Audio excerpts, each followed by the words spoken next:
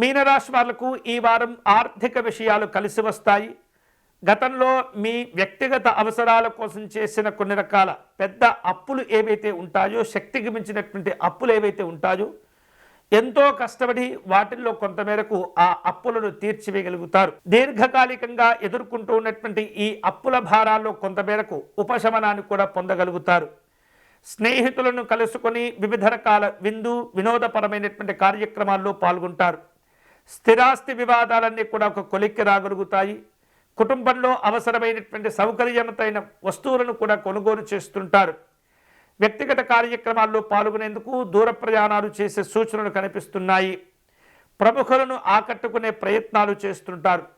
అనుకున్నటువంటి పనులు, అనుకున్నటువంటి కార్యక్రమాల్లో ప్రయోజనాలు సిద్ధిస్తూ ఉంటాయి. సంతాన సంబంధమైనటువంటి శుభవార్తలు ఉంటాయి.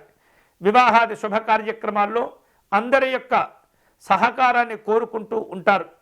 వ్యాపారాలను విస్తరింప చేసుకునేందుకు కొన్ని రకాల ఆటంకాలు, ఇబ్బందులు ఎదురవుతూ ఉంటాయి. జాగ్రత్తగా వాటిని అధిగమించండి.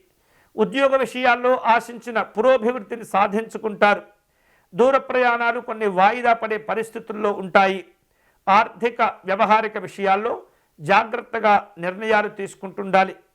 ఎంతో కష్టపడటం ద్వారా ఈ వారంలో కొంతమేరకు ఎక్కువ మొత్తంలో ప్రయోజనాలు పొందడంతో పాటు ఆశించిన లాభాలు, ఆశించిన ప్రయోజనాలు ఎంతో కష్టపడటం ద్వారా ఈ వారం అనుకున్నటువంటి ఫలితాలు పొందటమే కాకుండా ఉత్తమమైనటువంటి స్థితికి చేరుకోగలుగుతారు. ఈ వారం శుభకరమైనటువంటి ఫలితాలు పొందేందుకై మీనరాశి వారు ఆంజనేయ స్వామి వారిని దర్శనం చేసుకోవటం, అర్చన చేయటం అనేది మంచిది. తమలపాకులతో స్వామివారికి అష్టోత్తర శతనామార్చన నిర్వహించటము, ఆంజనేయ స్వామి దండకమును పారాయణం చేయటం ద్వారా విశేషమైనటువంటి శుభ ఫలితాలు పొందవచ్చు. ఇవి ఈ వారం వారఫలాలు. తిరిగి వచ్చే వారం మళ్ళీ మన వారఫలాలు కార్యక్రమంలో కలుసుకుందాం. అంతవరకు సెలవు. స్వస్తి.